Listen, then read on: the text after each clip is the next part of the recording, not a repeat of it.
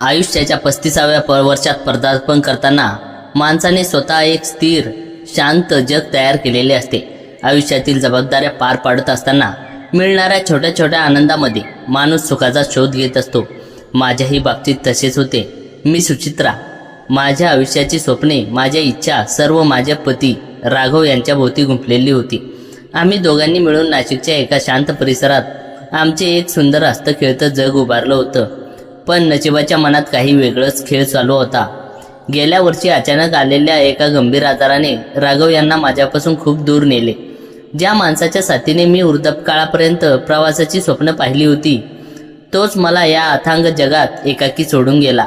त्याच्या जाण्यानंतर सुरुवातीचे काही महिने कसे संपले हे मला आजही स्पष्ट आठवत नाही. नातेवाईक आले, सांत्वन केलं, दुःखात सहभागी झाले आणि काही दिवस आपापल्या दैनंदिन जीवनात व्यस्त झाले.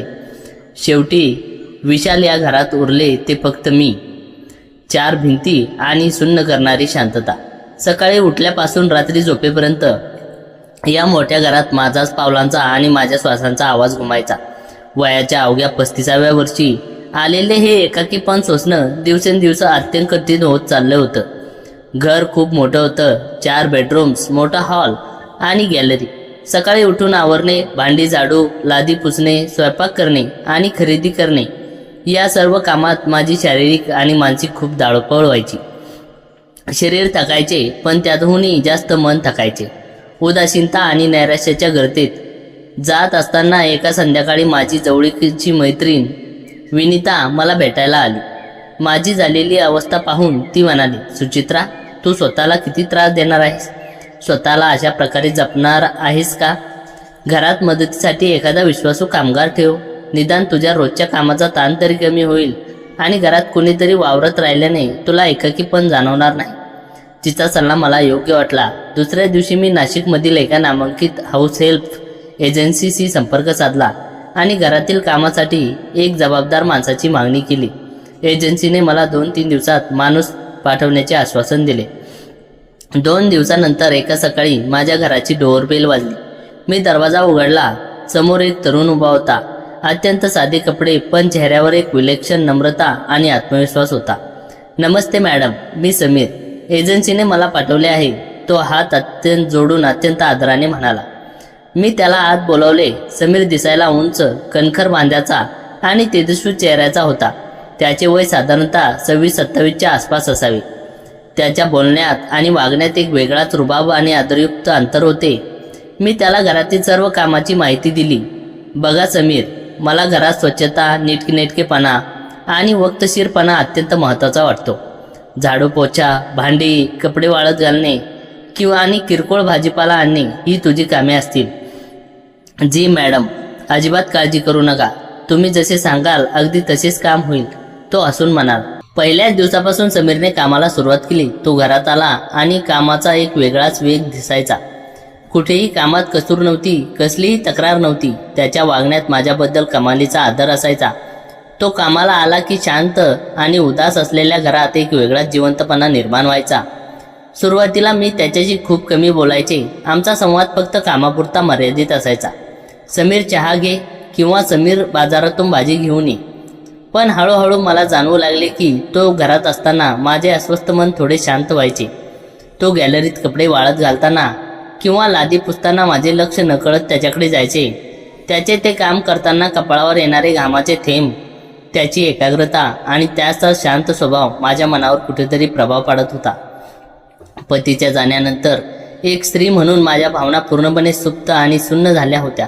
पण समीरच्या दररोजच्या उपस्थितीने माझ्या मनात अनपेक्षित हलक्या लहरी उमटू लागल्या होत्या. कधीकधी मी खिडकीत उभी राहून स्वतःशीच विचार करायचे, काय विचार करतेस तू सुचित्रा? तू या घरची मालकीण आहेस आणि तो एक कामगार आहे. मी स्वतःलाच टोचायचे आणि मन वळवण्याचा प्रयत्न करायचे. पण मानवी भावनांवर आणि मनाच्या गरजांवर कोणाचे नियंत्रण असते का? दिवस वेगाने पुढे सरकत होते. समीर घरात कामाला लागून आता सुमारे 3 महिने झाले होते. त्याच्या येण्याने घरातील ती भयान शांतता पूर्ण नाहीशी झाली होती. समीर केवळ आपले काम करून निघून जाणारा कामगार राहिला नव्हता, तर नकळत तो माझी काळजी घेणारा एक भक्कम आधार बनत चालला होता. मी वेळेवर जेवले आहे की नाही, माझी तब्येत कशी आहे, माझा मूड कसा आहे, या सर्व गोष्टीकडे त्याचे बारीक लक्ष असायचे. मॅडम, तुम्ही आज खूप विचारात दिसताय. चहा करू का तुमच्यासाठी? थोडं प्रसन्न वाटेल. कधी कधी मी गॅलरीत विचारात बुडून गेलेली असताना तो अगदी आदराने जवळ येऊन विचारायचे. त्याच्या या साध्या आपुलकीच्या शब्दांनी माझ्या मनावर साचलेली दुःखाची धूळ हळूहळू उडून जात होती. राघव यांच्या जाण्यानंतर जो जिव्हाळा, जो आपुलकी शब्द मला हवा होता, तो नकळत मला समीरकडून मिळत होता. मी 35 वर्षाची होते आणि तो 27 वर्षाचा तरुण. पण जेव्हा तो माझ्याशी बोलायचा तेव्हा त्याच्या डोळ्यातील काळजी पाहून मला वयाचा फरकही कधी जाणवायचा झाली नाही. एकाकीपणाचा भार एवढा प्रचंड असतो की मानवी मन शेवटी सुरक्षिततेचा आणि आधाराचा शोध घेत असते. तो ऑगस्ट महिन्यातील एक दिवस होता. दुपारपासूनच नाशिकमध्ये मुसळधार पाऊस सुरू होता. आभाळ पूर्णपणे भरून आले होते आणि विजेचा कडकडाट सुरू होता. संध्याकाळच्या सुमारास घरातील वीज अचानक गेली आणि सर्वत्र अंधार पसरला. मी हॉलमध्ये सोफ्यावर बसले होते. दिवसभराच्या कामामुळे आणि वातावरणातील बदलामुळे माझ्या पाठीत आणि मानेमध्ये तीव्र वेदना होत होत्या. मी अंधारातच मान चोळत अस्वस्थपणे बसले होते. समीरने आपल्या मोबाईलचा टॉर्च लावली आणि तो हॉलमध्ये आला. मला पाठीला हात लावून अस्वस्थ बसलेले पाहून तो काळजीने पुढे आला. मॅडम, काय झालंय? खूप त्रास होतोय का पाठीचा? त्याचा आवाज काळजीने भरलेला होता. समीर अचानक खूप तीव्र कळ निघते पाठीला. मोबाईल त्या मंद प्रकाशात त्याचा चेहरा खूप गंभीर दिसत होता. मॅडम, मी एक विचारू? तुमची हरकत नसेल तर माझ्या आईसुद्धा असाच पाठीचा त्रास व्हायचा. तेव्हा मी तिला गुळगुळीत तेल लावून मालिश करायचो. मी तुम्हाला थोडी मालिश करून देऊ का? तुम्हाला नक्की आराम पडेल, तो अगदी नम्रपणे संकोचाने म्हणाला. त्याच्या या प्रश्नाने माझ्या मनात एक विचारांचं काहूर माजले. एका पुरुषाचा स्पर्श, तोही माझ्या कामगाराचा. पण मी जेव्हा त्याच्या डोळ्यात पाहिले तेव्हा तिथे कोणतीही वाईट भावना नव्हती. होती फक्त माझी वेदना कमी करण्याची प्रामाणिक तळमळ. माझे शरीर वेदनेने व्याकुळ होते आणि मन एका विश्वासाच्या स्पर्शासाठी आसुसलेले होते. चालेल समीर, तू थोडी मालिश करून दिलीस तर खूप बरं वाटेल, मी शेवटी हळूच म्हणाले. त्याने मान हलवली आणि लगेच किचनमधून खोबऱ्याच्या तेलाची बाटली आणली. तुम्ही बेडरूममध्ये चला मॅडम, मी तिथे येतो, तो म्हणाला. मी बेडरूममध्ये गेले. हृदयाची धडधड प्रचंड वाढली होती. एका अनोख्या भावनावस्थेने मला घेरले होते. मी बेडवर पालथी झोपले. काही क्षणात समीर बेडरूममध्ये आला. त्याने हातावर थोडे तेल घेतले आणि दोन्ही हातांनी चोळले. खोलीत पसरलेला तेलाचा तो ओळखीचा सुवास आणि समीरचा मंद श्वास खोलीतल्या शांततेत मला स्पष्ट ऐकू येत होता. तो हळूच माझ्या जवळ आला आणि त्याने आपले हात माझ्या पाठीवर ठेवले. त्याच्या हाताचा तो पहिला उबदार स्पर्श माझ्या पाठीवर झाला आणि माझ्या अंगावर एक शांत काटा आला. कित्येक महिन्यानंतर एका पुरुषाचा स्पर्श माझ्या शरीराला झाला होता. तो स्पर्श फक्त माझी वेदना घालवणारा नव्हता, तर माझ्या मनातील शांततेला ढवळून निघणारा होता. समीरचे ते दणकट उबदार हात माझ्या पाठीवर फिरू लागले. त्याने हळूहळू त्याची बोटे माझ्या मानेवर आणि पाठीच्या स्नायूवर फिरवायला सुरुवात केली. त्याच्या प्रत्येक हालचालीत कमालीचा संयम आणि हळुवारपणा होता. कुठेही घाई नव्हती. त्याच्या हातातील ताकदीमुळे माझ्या पाठीतील ताण आणि वेदना हळूहळू हलक्या होऊ लागल्या होत्या. बाहेर पडणारा पावसाचा मंद आवाज आणि माझ्या अगदी जवळ असलेल्या समीरच्या श्वासांची गती याने वातावरणात एक अद्भुत शांतता निर्माण झाली होती. मी बेडवर डोळे मिटून पडले होते, पण माझे पूर्ण ध्यान त्याच्या स्पर्शावर केंद्रित झाले होते. मॅडम, इथे खूप ताण आलाय, मी थोडा हलक्या हाताने चोळतो, तो अधूनमधून अत्यंत आदरयुक्त आवाजात फुटफुटायचा. हो समीर, खूप आराम पडतोय, मी क्षीण आवाजात उत्तर दिले. मालिश करत असताना पाठीचा खालचा भाग मोकळा करताना समीरचा हात नकळत माझ्या कपड्यांना थोडा आत सरकला. त्याच्या बोटांचे थेट आणि उबदार स्पर्श माझ्या त्वचेला झाला. तो स्पर्श एवढा अनपेक्षित आणि तीव्र होता की माझ्या नकळत एक हलकीशी उसळी बाहेर पडली. माझा श्वास एका क्षणासाठी तिथेच रोखला गेला. त्या क्षणाला खोलीत वेळ जणू थांबली होती. समीरलाही त्याच्या हातातून झालेल्या त्या अनपेक्षित चुकीची जाणीव झाली होती. तो दचकला आणि त्याने क्षणाचाही विलंब न लावता आपले हात मागे घेतले. त्याचा श्वास वेगाने चालू लागला होता. तो क्षण मागे सरकला आणि बेडजवळ उभा राहिला. मॅडम, मला माफ करा. माझ्याकडून चुकून खूप मोठी चूक झाली. माझा आजचा कोणताही वाईट हेतू नव्हता. समीरचा आवाज भीतीने आणि संकोचाने कापत होता. तो खाली मान घालून उभा होता. त्याला वाटत होते की मी त्याला ओरडेन किंवा घरातून काढून टाकेन. त्याच्या घाबरलेल्या आवाजाने मी हळूच त्याच्याकडे वळून पाहिले. मोबाईलच्या मंद प्रकाशात समीरचा चेहरा स्पष्ट दिसत होता. त्याच्या चेहऱ्यावर भीती, पश्चाताप आणि माझ्याबद्दलचा आदर स्पष्ट दिसत होता. तो खरंच निष्पाप होता. त्याच्या मनात कोणतीही कपट भावना नव्हती. पण माझ्या मनाची अस्वस्थता वेगळीच होती. माझ्या डोळ्यात त्याच्याबद्दल कोणताही राग नव्हता. उलट पतीच्या जाण्यानंतर आज पहिल्यांदा मला एक स्त्री म्हणून स्वतःच्या अस्तित्वाची आणि भावनांची जाणीव झाली होती. त्याच्या त्या अनपेक्षित स्पर्शाने माझ्या मनातील एकाकीपणाचा बांध पार फोडून टाकला होता. मी हळूच बेडवरून उठून बसले. माझी साडी सावरली आणि समीरकडे पाहिले. समीर, मी शांत आणि भावूक आवाजात त्याला हाक मारली. त्याने घाबरतच मान वर केली आणि माझ्या डोळ्यात पाहिले. आमच्या नजरा एकमेकांना भेटल्या. त्या शांततेत शब्दांपेक्षा डोळ्यांची भाषा बरेच काही सांगून जात होती. मी हळूच बेडवरून पाया खाली सोडले आणि अगदी त्याच्या जवळ गेले. मी माझा थरथरणारा हात पुढे केला आणि हळूच त्याच्या हातावर ठेवला. माझ्या स्पर्शाने तो थोडा हादरला. समीर, तू घाबरू नकोस. तू काहीही चुकीचं केलं नाहीस, मी अत्यंत हळुवारपणे म्हणाले. पण मॅडम, माझा हात माझ्याकडून चुकीचा स्पर्श झाला. मला खरंच खूप वाईट वाटतंय, तो गयावया करत म्हणाला. मी त्याच्या हातावरची माझी पकड थोडी घट्ट केली. माझ्या डोळ्यातून नकळत 2 अश्रू घसरले. समीर, तू समजतोय तसे काही नाही. आज कित्येक महिन्यानंतर मला जाणवले की मी अजूनही जिवंत आहे. राघव जाण्यानंतर मी एक जिवंत प्रेतासारखी जगत होते. ही 4 भिंतीची शांतता मला रोज आतून मारत होती. आज तुझ्या त्या काळजीने आणि स्पर्शाने मला पुन्हा एकदा जगण्याची उमेद दिली. समीरने माझ्या डोळ्यातील पाणी पाहिले आणि त्याच्या चेहऱ्यावरील भीती उसरली. त्याची जागा आता एका अथांग आपुलकीने घेतली. मॅडम, मी जेव्हापासून या घरात आलोय तेव्हापासून तुम्हाला रोज या एकाकीपणाशी लढताना पाहतोय. तुम्ही हसणे पार विसरून गेला होतात. माझ्या मनात तुमच्याबद्दल नेहमी खूप आदर राहिला आहे. मला फक्त तुम्हाला आनंदी पाहायचे होते. समीरनेही आपले मन मोकळे केले. समाज अनेक नियम बनवतो समीर, पण जेव्हा मन अत्यंत एकटे असते तेव्हा त्याला वयाचे अंतर किंवा मान सन्मानाची गणिते दिसत नाही. त्याला फक्त एक प्रामाणिक आधाराची गरज असते. मी त्याच्या डोळ्यात पाहत म्हणाले. समीरने हळूच माझा दुसरा हातही आपल्या हातात घेतला. त्याचे ते दणकट उबदार हात माझ्या हातांना एक वेगळाच विश्वास देत होते. मी कधीही तुम्हाला एकटे पडू देणार नाही मॅडम. अगदी आपली सावली बनून राहील, समीरने गदगदलेल्या आवाजात वचन दिले. मला मॅडम नको म्हणू आता, सुचित्रा म्हण, मी मंद हसून म्हणाले. त्याच्या चेहऱ्यावर एक सुंदर हास्य उमटले. सुचित्रा. त्याच्या तोंडून माझे नाव ऐकताच माझ्या हृदयाची धडधड पुन्हा वेगाने वाढली. त्या रात्री आमच्यातील मालकीन आणि कामगार हे औपचारिक नातं कायमचे संपले होते. तिथे उरले होते फक्त 2 जीव ज्यांना एकमेकाच्या सहवासाची, प्रेमाची आणि आदराची तीव्र गरज होती.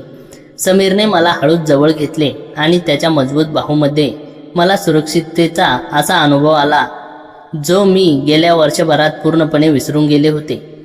त्याच्या छातीवर डोके टेकून मला वाटले की माझ्या आयुष्यातील वादळ आता शांत झाले आहे. समाजाने काय ठरवले आहे, वयाचे अंतर काय आहे किंवा लोक काय म्हणतील, या सर्व प्रश्नांची उत्तरे त्या उबदार सहवासातून गळून पडली होती. एकाकीपणाच्या अथांग अंधारातून बाहेर काढून समीरने माझ्या आयुष्यात पुन्हा एकदा प्रेमाचा, नवीन आशेचा आणि जगण्याच्या आनंदाचा नवा प्रकाश आणला होता. आम्ही दोघांनीही भविष्याकडे एक नव्या विश्वासाने पाहण्यास सुरुवात केली होती. नाशिकमधील त्या वादळी रात्रीनंतर उगवलेली सकाळ सुचित्राच्या आयुष्यात एक नवा प्रकाश घेऊन आली होती. रात्रीच्या मुसळधार पावसानंतर आता बाहेरचे वातावरण एकदम शांत, आल्हाददायक आणि निसर्गाच्या ताज्या सुगंधाने भरून गेले होते.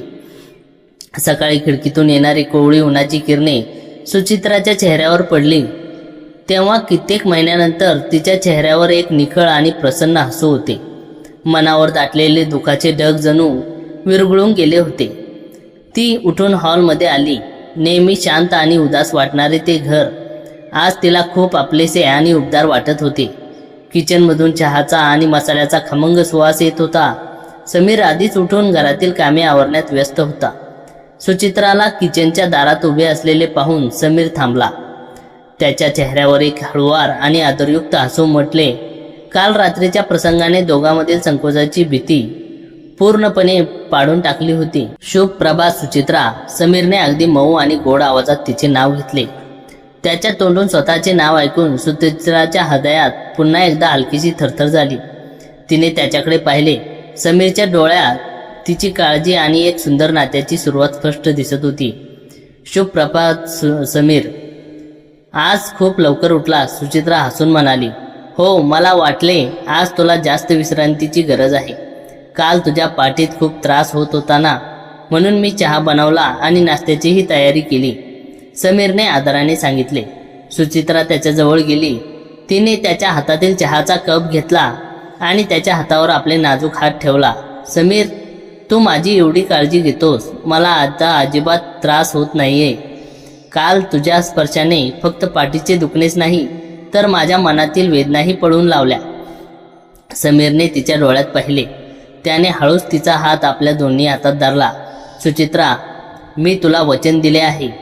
तुझ्या चेहऱ्यावरचे हास्य कधीही विझू देणार नाही. आयुष्याच्या या वळणावर मला तुझी साथ मिळाली हे माझे भाग्य आहे. त्या सकाळी दोघांनी गॅलरीत बसून सोबत चहा घेतला.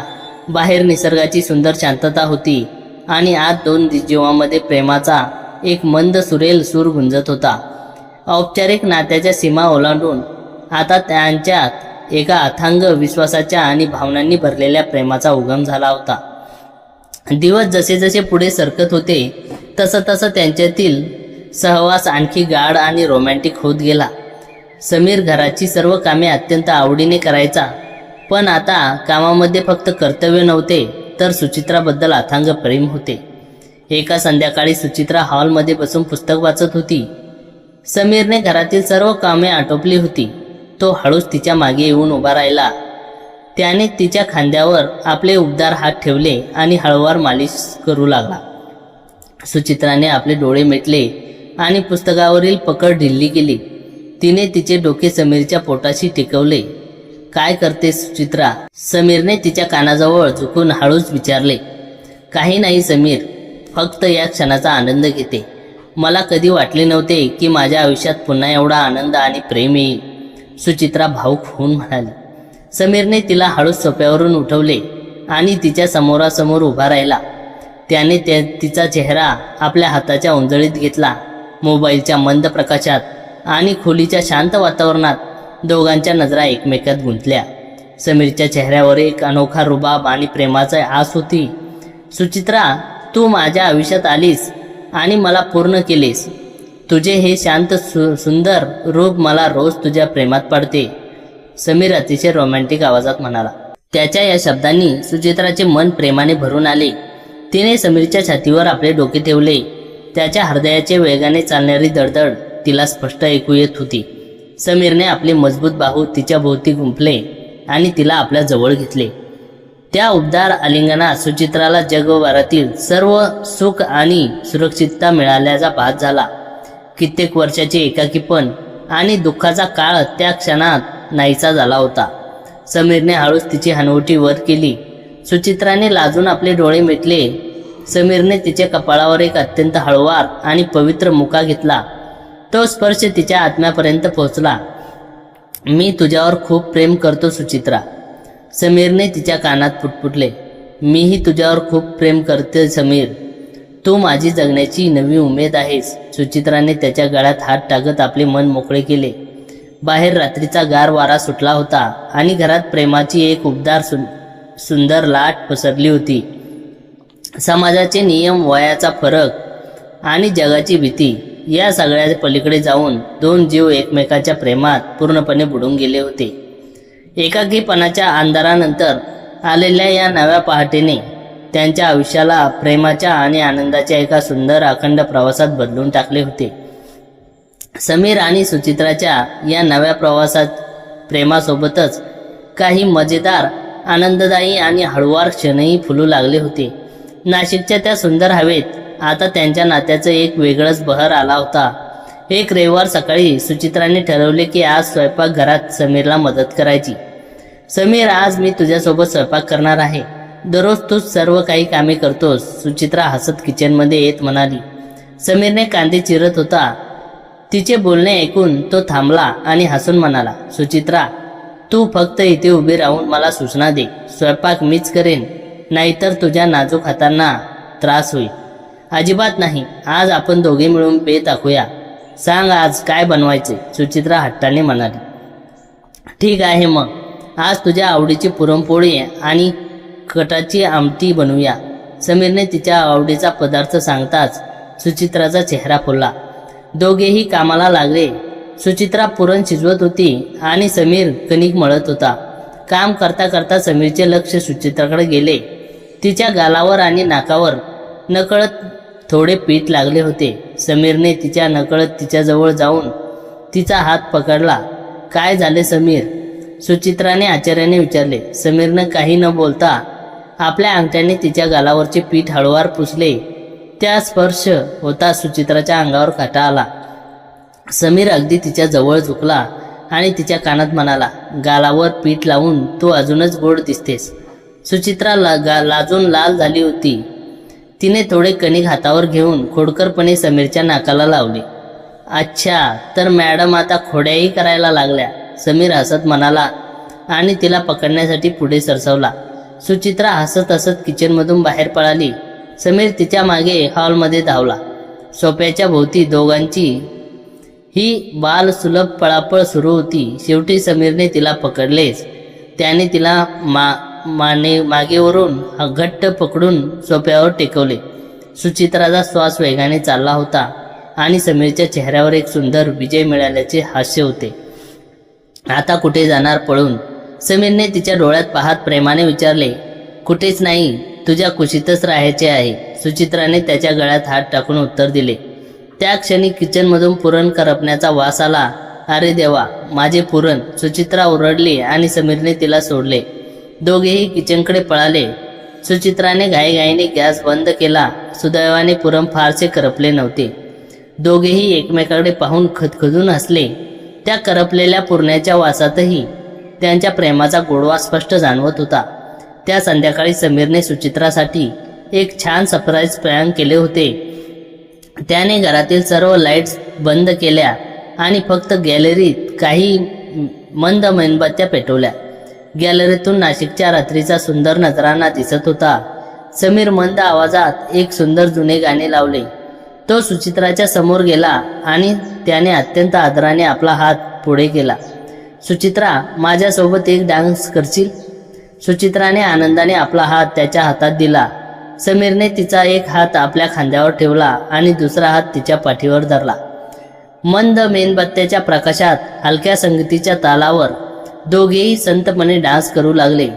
समीरचा दणकट उबदार सहवास आणि त्याचा स्पर्श सुचित्राला एका वेगळ्याच जगात घेऊन गेला होता. समीर, तू माझ्या आयुष्यात आलास आणि माझ्या ओस पडलेल्या जगण्याला एका सुंदर उत्सवात बदलून टाकलंस, सुचित्रा त्याच्या छातीवर डोके टेकवत म्हणाली. समीरने तिच्या डोक्यावर आपले ओठ टेकवले. सुचित्रा, तुझ्या चेहऱ्यावर हा आनंद, हे हसू माझ्या जगण्याचा उद्देश आहे.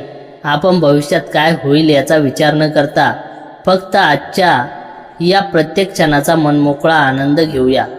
रात्रीच्या शांत वातावरणात ताऱ्यांच्या सूर्यसाक्षीने दोन जीवे एकमेकाच्या प्रेमात पूर्णपणे लीन झाले होते.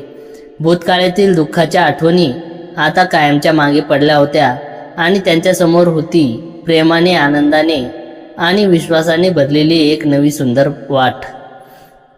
दिवसामागून दिवस जात होते आणि नाशिकच्या त्या निसर्गरम्य वातावरणात सुचित्रा आणि समीरच्या प्रेमाचे नाते अधिकच घट्ट आणि समृद्ध होत होते. एकाकीपणाच्या अंधारामय भूतकाळातून बाहेर पडून सुचित्रा आता पुन्हा एकदा हसायला आणि मनमोकळेपणाने जगायला शिकली होती. समीरचा उबदार सहवास, त्याची काळजी आणि त्याचा प्रामाणिकपणा यामुळे सुचित्राला तिच्या आयुष्यात पुन्हा एकदा एक भक्कम आधार मिळाला होता. परंतु नशिबाचा खेळ अजून संपलेला नव्हता. शांत वाहणाऱ्या पाण्याच्या प्रवाहाखाली जसे मोठे खडक दडलेले असतात, तसेच या शांत आणि सुंदर आयुष्याच्या पाठीमागे एक भयानक रहस्याचे ढग जमा होऊ लागले. ऑगस्टचा महिना संपत आला होता आणि पावसाचा जोर काहीसा ओसरला होता. एका गुरुवारी दुपारी समीर भाजीपाला आणि घरातील काही आवश्यक सामान आणण्यासाठी बाजारात गेला होता. घर अगदी शांत होतं. सुचित्रा हॉलमध्ये बसून कपाटातील काही जुन्या फाईल्स आणि कागदपत्राची साठवणूक करत होती. काम करता करता तिचे लक्ष कपाटाच्या सर्वात वरच्या कप्प्यात असलेल्या एका जुन्या लाकडी पेटीकडे गेले. ही पेटी राघव यांची होती, जी त्यांनी नेहमी कुलूप लावून बंद ठेवली होती. राघव यांच्या जाण्यानंतर सुचित्राने कधीही त्या पेटीला हात लावला नव्हता. पण आज कपाट स्वच्छ करताना ती पेटी खाली आली आणि खाली पडल्याने तिचे जुने कुलूप अचानक तुटून बाजूला पडले.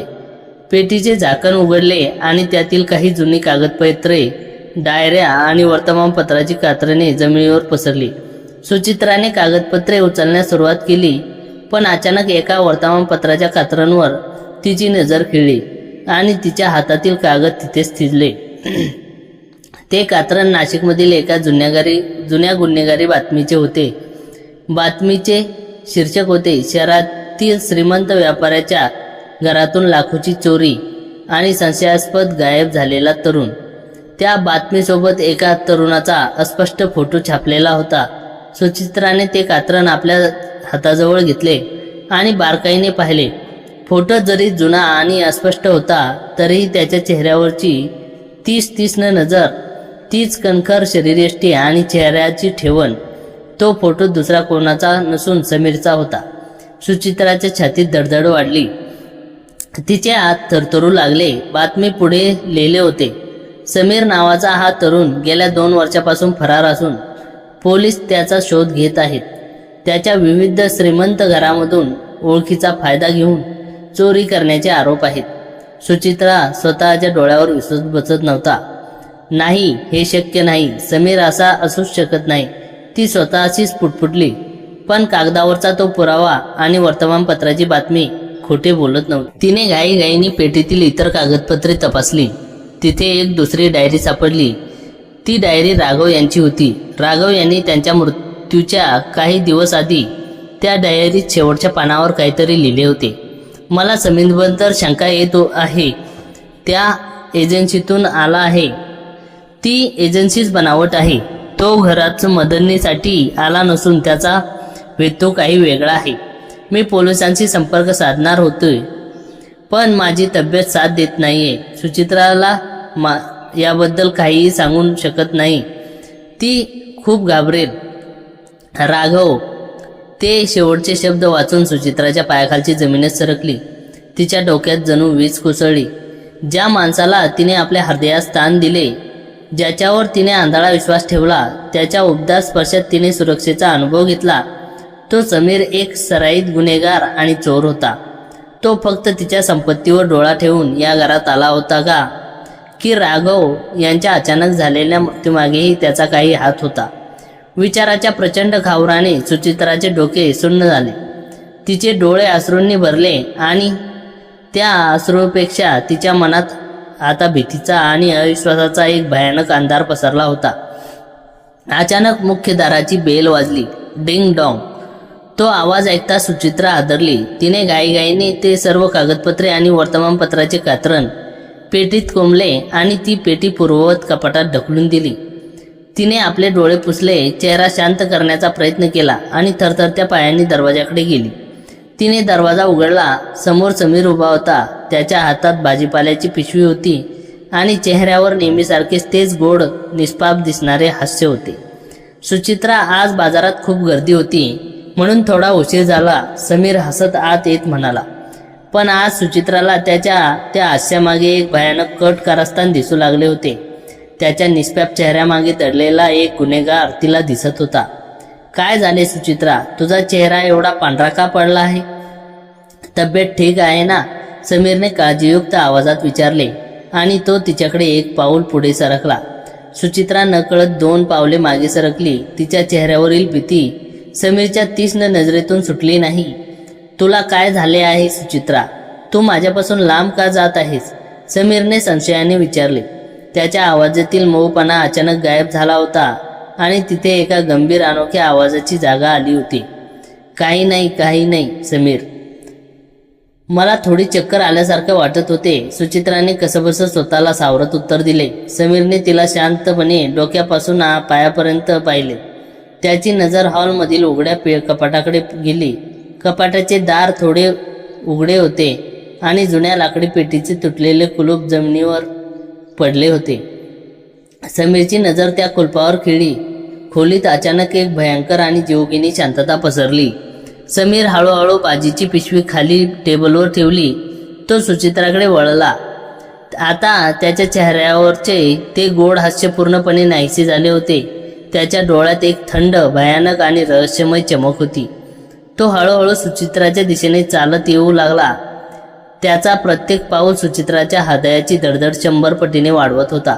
सुचित्रा, समीर अत्यंत संत आणि गंभीर आवाजात म्हणाला. तू त्या कपाटातील जुनी पेटी उघडलीस ना? सुचित्राची बोलतीच बंद झाली. ती भीतीने थरथर कापू लागली. ती मागे सरकत सोफ्याला जाऊन टेकली. आता पळायला कुठेही जागा नव्हती. समीर तिच्या अगदी जवळ आला. त्याने सुचित्राच्या अगदी जवळ झुकून तिच्या डोळ्यात पाहत एक भयानक वाक्य उच्चारले. तू जे पाहिलेस आणि वाचलेस सुचित्रा, ती फक्त अर्धीच कथा आहे आणि उरलेली अर्धी कथा सांगण्यासाठीच मी या घरात आलो होतो. समीरच्या या वाक्याने सुचित्राचा श्वास रोखला गेला. तो नक्की कोण होता? त्याचा खरा हेतू काय होता? आणि तो उरलेली कोणती कथा सांगणार होता? अंधारलेल्या हॉलमध्ये मुसळधार पावसाचा पुन्हा सुरू झालेला आवाज. सुचित्रा एका भयानक आणि गूढ रहस्याच्या उंबरठ्यावर उभी होती. बाहेर पावसाचा जोर वाढला होता. विजांचा कडकडाटाने गॅलरी काच थरथरत होती. हॉलमधील त्या मंद प्रकाशात सुचित्राचा श्वास गुदमरल्यासारखा झाला होता. तिच्या समोर उभा असलेला समीर आता एक अनोखा, गूढ आणि अनोळखी माणूस वाटत होता. तू नक्की कोण आहेस समीर? सुचित्राने अत्यंत भीतीग्रस्त आवाजात विचारले. तिची पाठ सोफ्याला टेकली होती आणि पळायलाही कोणता मार्ग नव्हता. समीरने एक खोल श्वास घेतला. त्याच्या चेहऱ्यावरचा तो भयंकर भाव हळूहळू ओसरला आणि त्याची जागा एका अथंग दुःखाने आणि वेदनेने घेतली. त्याने खिशातील आपला मोबाईल बाहेर काढला आणि त्याची टॉर्च बंद करून सोफ्यासमोर टीव्ही युनिटवर ठेवला, जेणेकरून खोलीत प्रकाश राहील. तो सुचित्रापासून 2 पावले मागे सरकला आणि जमिनीवर तिच्या पायाजवळ शांतपणे बसला. त्याचा हा अवतार पाहून सुचित्रा थक्क झाली. सुचित्रा, मला गुन्हेगार समजतेस ना? त्या वर्तमानपत्राच्या खात्रणवर माझा फोटो पाहून तुला वाटले की मी तुझ्या घरात चोरी करायला किंवा तुला फसवायला आलो आहे? समीरने खाली मान घालून अगदी संथ आवाजात विचारले. सुचित्राने काहीही उत्तर दिले नाही. ती फक्त अविश्वासाने त्याच्याकडे पाहत राहिली. त्या वर्तमानपत्राची बातमी खरी आहे सुचित्रा, समीर उद्गारला. त्या बातमीतले फोटो माझाच आहे, पण त्या बातमीमागचं सत्य, ते सत्य या समाजाने आणि पोलिसांनी कधीच जाणून घ्यायचा प्रयत्न केला नाही. समीरने मान वर केली. त्याच्या डोळ्यात अश्रू तरळले होते. माझे खरे नाव समीर देशपांडे आहे. 2 वर्षापूर्वी नाशिकमधील ज्या व्यापाऱ्याच्या घरात चोरी झाली आणि ज्याचा आळ माझ्यावर आला, तो व्यापारी दुसरा कोणी नसून राघव यांचे जुने बिझनेस पार्टनर अविनाश गाडगीळ होते. हा शब्द ऐकता सुचित्राच्या छातीत धडधड झाली. अविनाश गाडगीळ हे नाव तिने पूर्वी राघव यांच्या तोंडून कित्येकदा ऐकले होते. माझे वडील प्रभाकर देशपांडे राघव आणि अविनाश गाडगीळ यांच्या कंपनीत मुख्य अकाउंटंट म्हणून काम करत होते. समीर आपल्या भूतकाळातील पानांची घडी उलगडत सांगू लागला.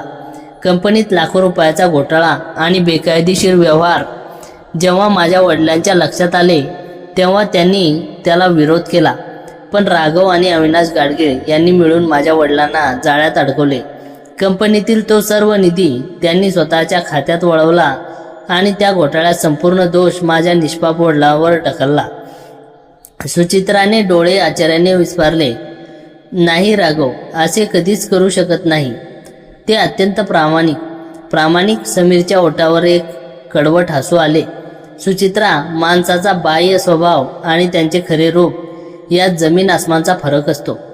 त्या घोटाळ्याच्या धक्क्याने माझ्या वडिलांना तुरुंगातच हृदयविकाराचा झटका आला आणि त्यांचा मृत्यू झाला. माझ्या कुटुंबाची बदनामी झाली. माझ्या आईला समाजाने वाळीत टाकले आणि जेव्हा मी या अन्यायाविरुद्ध आवाज उठवण्याचा प्रयत्न केला तेव्हा त्यांनी पोलीस प्रशासनाला लाच देऊन माझ्यावरच चोरीचा खोटा गुन्हा दाखल केला. समीरचा आवाज रागाने आणि दुःखाने कापत होता. मी 2 वर्ष फरार राहून माझ्या वडिलांचा आणि स्वतःचा कलंक पुसण्यासाठी पुरावे शोधत होतो. मला नंतर कळले की सर्व महत्त्वाचे बँक डिटेल्स, बनावट सह्यांचे कागदपत्रे आणि काळ्या पैशांचे हिशोब राघव यांनी त्यांच्या विश्वासातल्या एका खास लाकडी पेटीत लपवून ठेवला आहेत. समीरने कपाटात असलेल्या त्या जुन्या लाकडी पेटीत बोट दाखवले. होय सुचित्रा, मी घरात कामगार म्हणून आलो हे खरं आहे, पण तुझ्या संपत्तीवर डोळा ठेवण्यासाठी नाही, तर माझ्या वडिलांच्या आणि माझ्या निष्पापपणाच्या पुरावे शोधण्यासाठी. मला वाटले होते की या घरात फक्त एक क्रूर कपटी माणसाची पत्नी भेटेल, पण इथे आल्यानंतर मला काय मिळाले? समीरने सुचित्राच्या डोळ्यात पाहिले. त्याच्या डोळ्यातून आता अश्रू वाहू लागले होते. इथे मला भेटली एक अत्यंत हळवी, निष्पाप आणि एकाकी स्त्री, जिने स्वतःच्या पतीच्या खऱ्या रूपाची कल्पनाही केली नव्हती. तुला रोज दुःखात तडपताना पाहून माझ्या मनातील रागाची जागा सहानुभूतीने घेतली. तुला सावरता सावरता मी कधी तुझ्या प्रेमात पडलो हे मला स्वतःलाही कळले नाही. मी तुला सत्य सांगणार होतो सुचित्रा, पण मला भीती वाटत होती की राघव यांचे खरे रूप कळल्यावर आणि माझ्यावर लागलेले कलंक पाहून तू मला मनातून काढून टाकशील. समीरने आपले दोन्ही हात जोडले. आता तूच सांग सुचित्रा, मी तुझ्या गुन्हेगार आहे की त्या परिस्थितीचा बळी? तू मला पोलिसांच्या हवाली करू शकतेस, मी तुला रोखणार नाही. खोलीत एक भयानक आणि जड शांतता पसरली. सुचित्राच्या डोक्यातील विचारांचे चक्रे वेगाने फिरत होते. राघव यांच्या डायरीतील ते शेवटचे वाक्य, मला समीरबद्दल शंका येत आहे, त्याचा खरा अर्थ आता तिच्या लक्षात आला होता. राघव यांनी समीरची ओळख पटली होती, म्हणूनच ते त्याला घाबरत होते. ते पोलिसांकडे जाणार होते कारण त्याचे स्वतःचे कृत्य उघडकीस येण्याची भीती त्यांना होती. ज्या पतीला तिने देव मानले होते त्याचा मुखवटा आता गळून पडला होता आणि ज्या तरुणाला ती चोर समजली होती तो एक अन्यायाविरुद्ध लढणारा निष्पाप मुलगा होता. सुचित्रा हळूच सोफ्यावरून खाली उतरली. तिने जमिनीवर बसलेल्या समीरच्या खांद्यावर आपला हात ठेवला. समीरने दचकून मान वर केली. सुचित्राच्या डोळ्यातून अश्रूंचे लोट वाहत होते, पण त्या अश्रूत आता भीती नव्हती, होती फक्त पश्चातापाची आणि प्रेमाची भावना. तिने समीरचा हात आपल्या हातात घेतला आणि त्याला उठवले. समीर, सुचित्राचा आवाज भावनावत झाला होता. माझ्या पतीच्या गुन्ह्यांची शिक्षा तू आणि तुझ्या कुटुंबानं भोगली, याबद्दल मी तुझी माफी मागू. मला माहीत नव्हते की ज्या माणसासोबत मी आयुष्य घालवले त्याच्या मागे एवढा मोठा काळा इतिहास होता. सुचित्रा, यात तुझी काही चूक नाही, समीर म्हणाला. नाही समीर, सुचित्रा ठामपणे म्हणाली. आता ही फक्त तुझी लढाई राहिलेली नाही, ही माझीही लढाई आहे. तू शोधत असलेले पुरावे त्या पेटीत आहेत ना? आपण ते सर्व पुरावे बाहेर काढू आणि तुझ्या वडिलांचे नाव सन्मानाने परत मिळवू. समीरने सुचित्राकडे पाहिले. तिचे हे रूप त्याला पाहून एक नवा आत्मविश्वास मिळाला. त्याने तिला जवळ घेतले आणि घट्ट आलिंगन दिले. पण त्याच क्षणी घराच्या मुख्य दरवाजाचा लॉक खट असा आवाज आला. कोणीतरी बाहेर मास्टर की लावून दरवाजा उघडत होते. अंधारात आणि पावसाच्या गडगडात मुख्य दरवाजा हळूहळू उघडला गेला. दरवाजाच्या उजेडात एका उंच धिप्पाड माणसाची सावली हॉलमध्ये पडली. त्या माणसाच्या हातात चमकणारी एक रिव्हॉल्वर होती. त्या माणसाने मंद प्रकाशात समीर आणि सुचित्राकडे पाहिले आणि एक भयंकर परिचयाचा आवाज हॉलमध्ये घुमला. फारच सुंदर नाटक चालू आहे, पण वाटत नाही की ही कथा इथे संपेल. तो आवाज ऐकून सुचित्राच्या अंगावर काटा आला, कारण तो आवाज दुसरा कोणाचा नसून अविनाश गाडगीळ यांचा होता.